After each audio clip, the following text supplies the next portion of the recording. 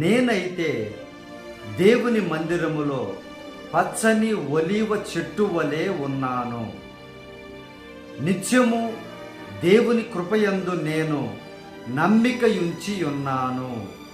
ప్రేమైనటువంటి దేవుని బిడ్డలారా, పరిశుద్ధమైన దినమును శ్రద్ధగా ఆచరించేటువంటి ప్రతి కుటుంబము కూడా పచ్చగా, శాంతితో, సమాధానముతో, సమృద్ధితో ఉంటుంది.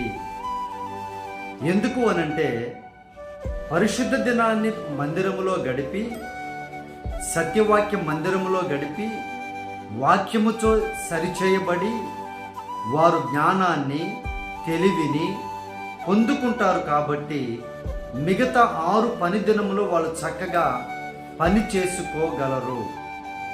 అంటే దేవుని సన్నిధిని ఇష్టపడి